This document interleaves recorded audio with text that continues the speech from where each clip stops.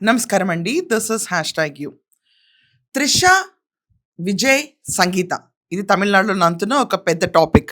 నిన్న వీడియో కాల్‌లో అటెండ్ అయిన సంగీత ఆవిడ డైవోర్స్ పిటిషన్‌కి ఫైల్ చేసింది, వెనక్కి తీసేసుకుంది. That means what?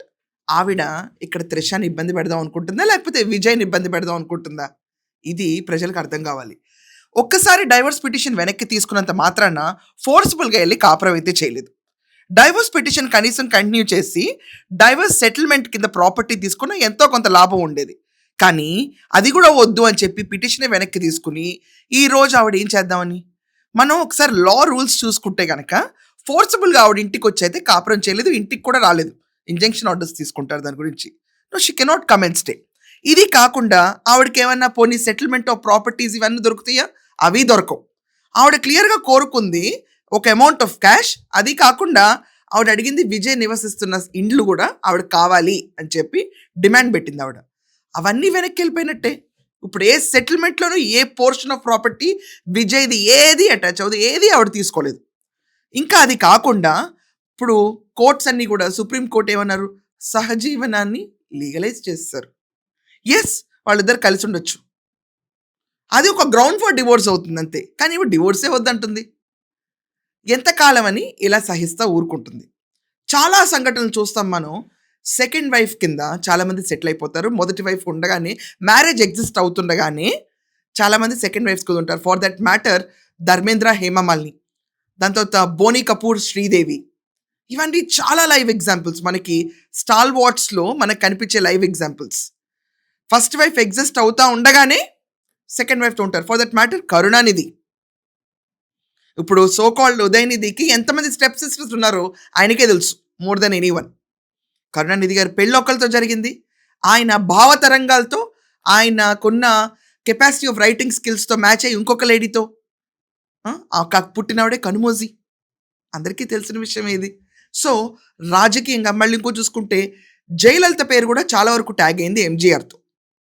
ఆయనకి మ్యారేజ్ ఎగ్జిస్ట్ అవుతూ ఉండగానే ఆవిడ పేరు విపరీతంగా ట్యాగ్ అయింది. ఫిలిమ్స్ నుంచి కంటిన్యూ అయిన రిలేషన్షిప్ పాలిటిక్స్లోకి తీసుకెళ్ళింది ఆవిడ్ని.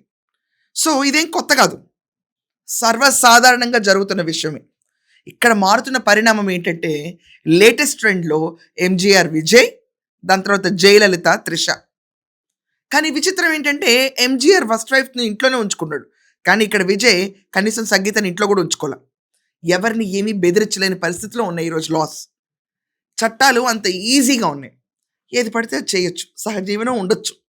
సహజీవనానికి పుట్టిన పిల్లలకు కూడా యాన్సిస్ట్రల్ ప్రాపర్టీ రైట్స్ ఇస్తున్నారు కొత్తగా. అండ్ వాళ్ళని దూషించకూడదు. పిల్లలకి ఏంటి, నిజంగానే పిల్లల అమాయకులు, వాళ్ళని దూషించకూడదని క్లియర్ ఇండికేషన్స్ ఇస్తున్నాయి కోర్ట్స్ కూడా. మరి ఏం ఆపుతుంది ఇంకా వెళ్ళి? అండ్ ఇది కాకుండా అప్పుడెందుకు కావాలి, ఇప్పుడు ఎందుకు వద్దు? దీని వెనకమాల ఉంది ఎవరు? ఒక పొలిటికల్ పార్టీ లేకుండా, ఆవిడకి బఫర్ ఇవ్వకుండా సడన్గా మనసు మారైతే రాదు కదా. అప్పట్లో కారణం ఎక్స్ట్రా మ్యారిటల్ అఫేర్ ఒక హీరోయిన్తో పెట్టుకున్నాడు అంటే త్రిష అని ఓపెన్గా పేరు బయటకు వచ్చింది. ఈరోజు అదే త్రిషతో ఆయన పెళ్ళిళ్ళకి వెళ్తున్నాడు, ఆయన బర్త్డే కూడా ఆవిడ ఇంట్లోనే సెలబ్రేట్ చేసుకుంటున్నాడు. మారిందే ఉంది, పబ్లిసిటీ ఎక్కువైంది, ఓపెన్ సీక్రెట్ అయిపోయింది. దాన్ని యువత, తమిళనాడు ప్రజలు కూడా ఆమోదించి ఓట్లేశారు. మారేది ఏమీ లేదు ఇక్కడ. ఆవిడ చేసేది కొత్తగా వినూత్నమైన డాన్స్ ఏం లేదు. ఒకవేళ ప్రజల ముందుకు వచ్చి బాధ వర్ణాతీతంగా చెప్పినా కూడా, ఏ పొలిటికల్ పార్టీ వాడుకుని చెప్పించినా కూడా, ప్రజలు ఇదంతా మేము విన్నదే కదా, కొత్తగా ఏముందని అడుగుతారు. కొత్తగా చాప్టర్ రాయటానికి విజయ్ అసలు సంగీతతో కలిసే ఉండట్లేదు.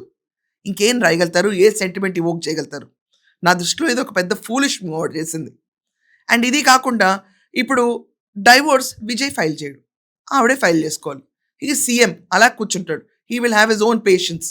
త్రిషతో ప్రాపర్గానే ఉంటాడు, because she love of his life now. విచిత్రం ఏంటంటే, ఒకప్పుడు సంగీతాన్ని కూడా ఇలాగే ప్రేమిస్తే లండన్ నుంచి వాళ్ళ పేరెంట్స్ వ్యతిరేకించి వచ్చి విజయ్ని పెళ్లి చేసుకుంది సంగీత. అప్పుడు ప్రేమే, ఇప్పుడు త్రిషతోనూ ప్రేమే. ఈ మైండ్ సెట్ అనేది ఖచ్చితంగా ఎనలైజ్ చేయాలంటే, ప్రతి చోట ప్రేమల వల్ల డిస్టర్బెన్స్. ఒక మనిషి జీవితంలో 2 ప్రేమలు 3 ప్రేమలు కలిగితేనే సభ్య సమాజం అర్థం చేసుకోవడానికి కొంచెం కష్టంగా ఉంటుంది అంతే, అంతకంటే ఏం లేదు. అది పబ్లిక్లో ఎక్స్ప్రెస్ చేస్తే అదొక వైడ్ స్ప్రెడ్ న్యూస్ అవుతుంది. అక్రమ సంబంధం అన్న వర్డ్ ఎప్పుడు లేనే లేదండి. It is no more, normalise అయిపోయింది. She second wife, she wife, they living together. Normalise అయిపోయింది జనాలకు కూడా. Gen Zs have started accepting it. ఇది బేబీ బూమర్స్‌కి ఒక షాక్ తప్ప, మిలేనియల్స్‌కి, జెన్‌జీస్‌కి, జెన్ ఆల్ఫాకైతే it's nothing to do. Care damn యాటిట్యూడ్‌లోకెళ్ళిపోయారు. సో చెప్పండి, ఒకవేళ ఈవిడ డైవర్స్ పిటిషన్ వెనక్కి తీసుకోవడం వల్ల ఎవరు నష్టపోతారు? ఆవిడ తప్ప. దీని గురించి మీ ఒపీనియన్స్ ఏంటో కొంచెం గట్టిగా రాయండి. That's all for now. Thank you.